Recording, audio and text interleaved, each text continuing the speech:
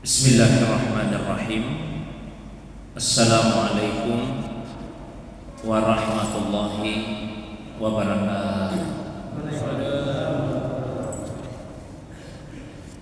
Alhamdulillahilladzi ansala sakinata fi qulubil mu'minin liyazdadu imanan ma'a imanihim walillahi junudus samawati wal ardh wa kana Allahu aliman hakim.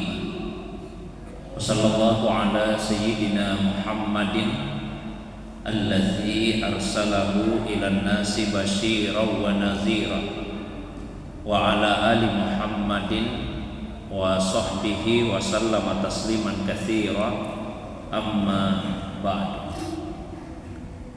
Bapak Ibu jamaah maghrib yang semoga dirahmati, dimuliakan oleh Allah Subhanahu wa taala.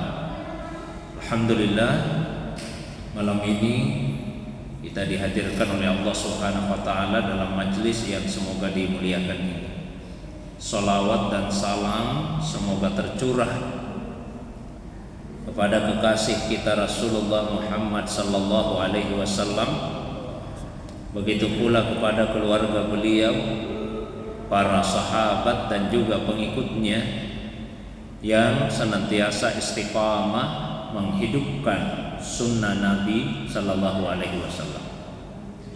Sebagaimana biasa mengawali kajian kita, saya bacakan satu kitab, yaitu kitab An-Nasaih Ad-Diniyah wal Wasaya Al-Imaniyah, nasihat-nasihat keagamaan dan wasiat-wasiat keimanan. Kitab yang ditulis oleh Al-Allamatu Asy-Syaikh Abdullah Ba'alawi Al-Haddad qaddasallahu sirrah. Pertemuan yang terakhir, yang kedua, saya telah bacakan beberapa wasiat beliau yang berkaitan dengan takwa. Masih lanjutan wasiat yang berkaitan dengan takwa. Qala al-musannifu nafa'anallahu bi ulumihi wa ulumi masyayikhihi wa talamizatihi fid dharaini amin ya rabbal alamin. Wa kam Allahul azim fi kitabihil azizi ala taqwa min khairatin azimatin wa sa'adatin jasimatin. Fa min dzalika al-ma'iyyatul ilahiyatul hifziyah al-latifah. Qala Allah Ta'ala wattaqullaha wa'lamu annallaha ma'al muttaqin. Surah Al-Baqarah ayat 194. Penulis kitab ini semoga Allah memberikan pada kita manfaat melalui ilmunya, ilmu dari para masyayikh, guru-guru beliau dan murid-murid beliau di dunia dan di akhirat. Beliau berkata, wa kam Allahul al-azimu fi kitabihil aziz. Sungguh betapa sering Allah yang maha agung di dalam kitabnya yang mulia, yaitu Al-Quran, menggantungkan takwa untuk kepada khairatin azimah, kebaikan-kebaikan yang agung, wa sa'adatin jasimah, dan kebahagiaan-kebahagiaan. Maksudnya adalah di dalam banyak ayat Al-Quran Allah Subhanahu wa ta'ala mensyaratkan takwa untuk memperoleh aneka macam kebaikan. Jadi siapa yang ingin mendapatkan aneka macam kebaikan, maka Allah mensyaratkan takwa. Kebaikan apa saja itu? Famin zalika, di antaranya yang pertama, al-ma'iyah al-ilahiyah al-hifziyah al-latifah, yaitu ma'iyah ilahiyah. Ma'iyah artinya kebersamaan. Jadi kebersamaan Allah yang sifatnya hifziyah, kebersamaan yang bersifat menjaga, al-latifah, yang maha lembut, yang maha halus. Kalau Allah Ta'ala, Allah SWT berfirman, wattaqullaha wa'lamu annallaha ma'al muttaqin. Dan bertakwalah kepada Allah dan ketahuilah Sesungguhnya Allah bersama dengan orang-orang yang bertakwa. Al-Baqarah 194. Jadi di dalam ayat ini Allah Subhanahu wa taala mensyaratkan siapa yang ingin mendapatkan ma'iyahnya Allah, kebersamaan Allah dalam kehidupannya, ma'iyah yang bersifat penjagaan Allah, maka syaratnya dia mesti bertakwa. Di dalam banyak ayat Al-Quran kita sering menjumpai firman Allah Subhanahu wa taala yang menyebutkan tentang ma'iyah, kebersamaan. Dari sekian banyak ayat tersebut, semuanya menunjukkan bahwa Allah yang bersama dengan hamba. Tidak ada satupun ayat Quran yang menyebut manusia yang bersama Allah, tapi selalu yang disebut Allah yang bersama hamba. Sehingga disimpulkan oleh beberapa ulama, ma'iyah itu sifat Allah, bukan sifat manusia. Ya, jadi ma'iyah itu adalah bagian dari sifat Allah, bukan bagian dari sifat manusia. Contoh, ketika Nabi Musa alaihissalam menenangkan kaumnya yang merasa cemas bahwa Fir'aun dan bala tentaranya akan berhasil untuk menangkap mereka, maka Nabi Musa kemudian berkata, "Kalla, sekali-kali tidak, inna ma'iya rabbi sayahdin." Inna ma'iya rabbi, sesungguhnya Tuhanku bersamaku. Jadi yang beliau ucapkan adalah inna ma'iya rabbi, Tuhanku bersamaku. Beliau tidak mengatakan saya bersama Tuhanku, tapi Tuhanku bersamaku. Begitu juga Nabi Muhammad sallallahu alaihi wasallam, Rasulullah sallam, ketika di dalam gua, ketika beliau menenangkan sahabatnya Abu Bakar As-Siddiq radhiyallahu anhu yang merasa cemas bahwa orang-orang kafir Quraisy akan menemukan mereka yang bersembunyi di dalam gua Tsur. Maka apa yang diucapkan oleh Nabi sallallahu alaihi wasallam, beliau berkata, "La tahzan, innallaha ma'ana." Jangan sedih, sesungguhnya Allah bersama kita. Jadi beliau tidak mengatakan jangan sedih, kita bersama Allah. Yang beliau katakan Allah bersama dengan kita. Jadi ma'iyah itu sifat Allah, ya, bukan sifat manusia, bukan sifat hamba. Karena kalau dikatakan saya bersama Allah, maka itu menisbatkan tempat bagi Allah, lalu kemudian makhluk membersamainya di tempat itu. Beda kalau kita mengatakan Allah bersama dengan hamba. Ya, ma'iyah yang dimaksud di sini ma'iyah hifdziyah, istilahkan oleh dengan ma'iyah hifdziyah. Kalau saya Yusuf, beliau mengistilahkan dengan ma'iyah hihata, kebersamaan yang bersifat meliputi. Maksudnya seperti apa? Saya berikan contoh. Misalnya Pak, kertas ini kan, ini kan kertas warnanya kuning ya. Kita tidak bisa melepaskan kuning dari kertas itu. Jadi kuning ini membersamai kertas, dan kuning ini meliputi kertas ini. Nah, ini seperti gambaran dari ma'iyah yang ihata. Jadi kebersamaan itu tidak seperti dua botol ini, bukan ada botol satu, ada botol dua, ya. Mohon maaf, jadi bukan ada Allah, ada makhluk, nah, seperti itu bersamanya. Tapi kebersamaannya seperti kebersamaan antara kertas dengan warnanya. Ya. Jadi Allah membersamai atau meliputi hambanya. Bersama itu dalam hal hifziyah, dalam hal penjagaan yang disebut dalam kitab ini, atau dalam hal ihata, meliputi dengan ilmu dan kuasanya. Dan itu sifatnya lembut, sifatnya halus, sehingga kadang-kadang sebagian orang tidak menyadarinya. Wa min zalika al ilmu alladunni, qala Allah Ta'ala wattaqullaha wa yu'allimukumullah. Kemudian kebaikan yang lain yang bisa diraih bagi orang yang bertakwa yaitu ilmu ladunni. Allah SWT berfirman, wattaqullaha wa yu'allimukumullah. Bertakwalah kepada Allah, niscaya Allah sendiri yang akan mengajari kalian. Jadi Allah mensyaratkan kalau ingin diajar oleh Allah maka bertakwa.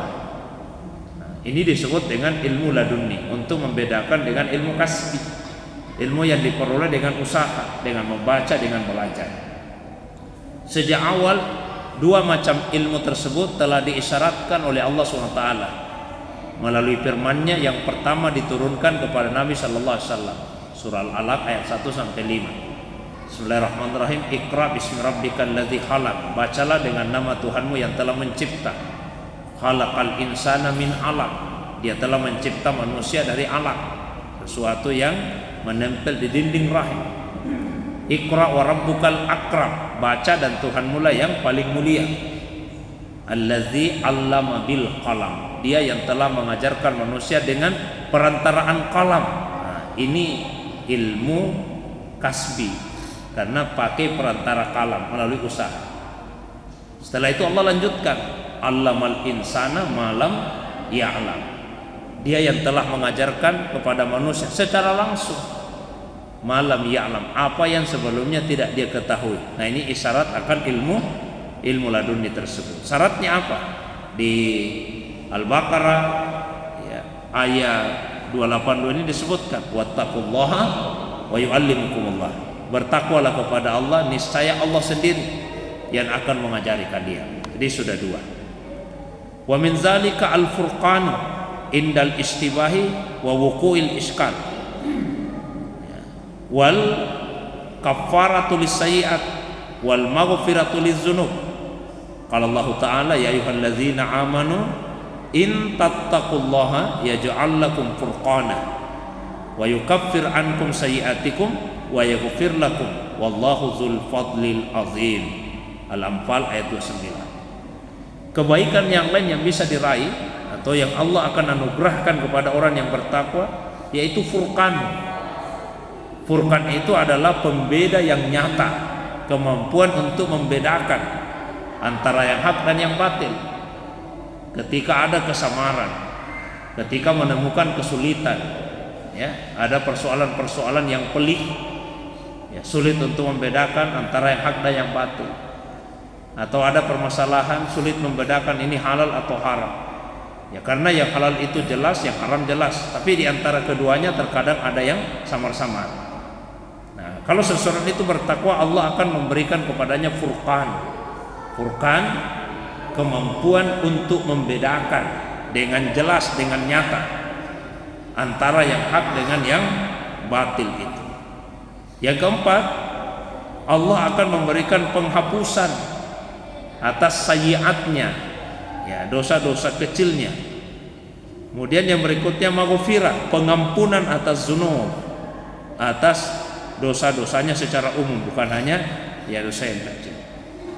Ini disebutkan oleh Allah di surah Al-Anfal ayat 29. Wahai orang yang beriman, jika kalian bertakwa kepada Allah, maka Allah akan memberikan kepadamu furqan, dan Allah akan menghapus sayyi'atmu, dosa-dosa kecilmu, wa yaghfir lakum, dan mengampuni kalian.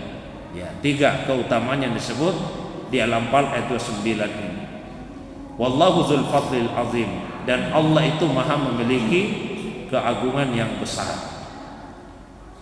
Apalagi karunia yang lain yang Allah akan anugerahkan pada orang yang bertakwa. Wa min zalika an-najatu minan nar. Kebaikan yang lain yaitu keselamatan terhindar dari api neraka. Kalau Allah Ta'ala wa in minkum illa wariduha kana ala rabbika hatman maqdiyya. Dan tiadalah seorang pun di antara kalian kecuali warid akan melewati neraka. Itu adalah ketetapan Allah yang pasti terjadi. Maryam ayat 71. Sehingga ada ulama tafsir Pak yang memahami ayat ini bahwa semua orang akan masuk neraka dulu, karena disebut wa in minkum illa wariduha. Tiadalah di antara kalian kecuali akan melewatinya. Nah, ulama lain memahami tidak seperti itu, tapi neraka ada di bawah sirat.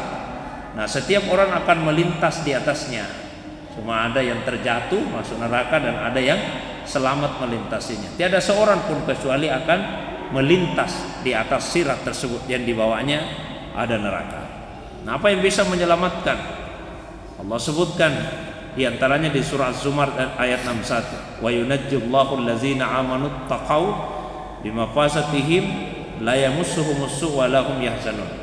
Allah akan selamatkan orang-orang yang bertakwa. Allah akan anugerahkan kepada mereka kemenangan, keberuntungan. Keburukan tidak akan menyentuh mereka sedikit pun dan mereka tidak bersedih hati. Kemudian wa min dzalika al-makhraj minasyada'id war rizqu min haitsu la yahtasib wal yusru wa azmul ajri. Qala Allah Ta'ala wa may yattaqillah yaj'al lahu makhraja wa yarzuquhu min haitsu la yahtasib. Surat Talaq ayat 2 sampai ayat 3. Kemudian wa may yattaqillah yaj'al lahu min amrihi yusra. Surat Talaq ya, ayat yang keempat. Kemudian wa may yattaqillah yukaffir anhu sayyi'ati wa yu'azzim lahu ajra. At-Talaq ayat 5. Jadi di antara kebaikan yang lain yang Allah akan anugerahkan pada orang yang bertakwa, yaitu akan Allah berikan makhraj, solusi jalan keluar dari syada'id, kesulitan-kesulitan yang dia alami. Allah akan berikan rezeki dari arah yang dia tidak sangka-sangka. Allah akan beri kemudahan. Allah akan memberikan pahala yang melimpah, pahala yang besar, yang agung. Allah SWT berfirman, siapa yang bertakwa kepada Allah yaj'allahu makhraja, Allah akan berikan makhraj kepadanya, jalan keluar. Wa yarzuquhu min haitsu la yahtasib, Allah akan memberikan rezeki dari arah yang dia tidak sangka-sangka. Kemudian di At-Talaq ayat yang keempat, wa may yattaqillaha yaj'allahu min amrihi yusra, siapa yang bertakwa kepada Allah, Allah akan memberikan kepadanya kemudahan untuk urusan-urusannya. Kemudian di At-Talaq ayat yang kelima, wa may yattaqillah, siapa yang bertakwa kepada Allah, yukaffir anhu sayyi'atih, Allah akan hapuskan kesalahan-kesalahan, wa yu'azzim lahu ajra, dan Allah akan besarkan, agungkan pahalanya. Wa min dzalika al-wa'du bil jannah, qala Allah Ta'ala tilkal jannatu allati nurisu min ibadina man kana taqiyya. Maryam ayat 63. Wa qala Allah Ta'ala masalul jannatil lati wu'idal muttaqun. Ra'd ayat 35. Kemudian wa uslifatil jannatu lil muttaqin. Suara ayat 90. Kemudian inna lil muttaqina inda rabbihim jannatin na'im. Surah Al-Qalam ayat 34. Kemudian inna lil muttaqina fi jannati wa nahar fi maq'adi sidqin inda malikin muqtadir. Al-Qamar 54-55. Kebaikan yang lain yang Allah anugerahkan kepada orang yang bertakwa, yaitu dijanjikan surga oleh Allah. Seperti firman Allah SWT dalam banyak ayat tadi, di Maryam ayat 63, itulah surga yang akan kami wariskan, kata Allah, kepada hamba-hamba kami yang bertakwa. Ya, di Ar-Ra'd ayat 35, perumpamaan surga yang telah dijanjikan untuk orang yang bertakwa. Ya, Surah ayat 90, ya, surga yang akan diberikan, dimasuki oleh orang-orang yang bertakwa. Kemudian Al-Qalam ayat 34, sesungguhnya untuk orang-orang yang bertakwa ada surga yang penuh kenikmatan di sisi Tuhan mereka. Dan di surah Al-Qamar ayat 54-55, sesungguhnya orang-orang yang bertakwa berada di dalam surga yang dibawahnya mengalir sungai-sungai. Ya, mereka akan duduk di tempat yang benar di sisi Allah Subhanahu wa taala, pemilik yang menetapkan segala sesuatu. Kemudian wa min zalika al-karamatu fid dunya wal akhirah, Allah Subhanahu wa taala juga akan menganugerahkan kepadanya karamah, kemuliaan di dunia dan di akhirat. Qala ta'ala inna akramakum indallahi atqakum, sesungguhnya yang paling mulia di antara kalian adalah orang yang bertakwa. Al-Hujurat ayat 13. Faja'alal karamata indahu bittaqwa, maka Allah menjadikan karamah, kemuliaan di sisinya itu yaitu dengan takwa. La bil ansab, dia tidak diperoleh dengan nasab karena keturunan, wala bil amwal, bukan karena harta, wala bi syai'in akhar, juga bukan karena sesuatu yang lain. Wa kam wa'adallahu wa rasuluhu ala taqwa min khairatin wa sa'adatin wa darajatin wa hasanatin wa salahin wa falahin wa ghanaim wa arba yatulu zikruha wa yata'azzaru hasruh. Nah, kemudian pada akhirnya beliau menyatakan bahwa betapa sering Allah dan Rasulnya menjanjikan bagi orang yang bertakwa kebaikan, kebahagiaan, derajat yang tinggi, hasanat, ya, kemenangan, keberuntungan, kesalehan, yang kalau disebut semua akan sangat panjang, ya, sehingga menyulitkan untuk mengemukakan secara keseluruhan. Cukuplah di ayat yang dikutip terakhir tadi, Al-Hujurat ayat 13, inna akramakum indallahi atqakum, yang paling mulia di antara kalian adalah yang paling bertakwa. Maka ayat ini juga sekaligus menunjukkan Rasulullah SAW adalah yang paling mulia karena beliau yang paling bertakwa. Nabi SAW pernah bersabda, ana a'rafukum billah wa ahsakum lillah, saya yang paling mengenal Allah dan saya juga yang paling takut kepada Allah Subhanahu wa ta'ala. Nah, inti dari pembahasan awal ini adalah bahwa Allah menjanjikan banyak kebaikan, keutamaan, kemuliaan bagi orang yang bertakwa. Nanti setelah itu akan dibahas tentang apa yang dimaksud dengan ketakwaan tersebut. Saya kira pendek saja Pak pengantarnya. Seperti biasa saya beri waktu yang lebih panjang. Kalau ada hal-hal yang ingin didiskusikan, ditanyakan, ditambahkan, baik yang berkaitan dengan pembahasan atau masalah-masalah agama lainnya di luar dari apa yang saya sampaikan, saya persilakan. Wa ilallahi turja'ul umur. Wassalamualaikum warahmatullahi wabarakatuh.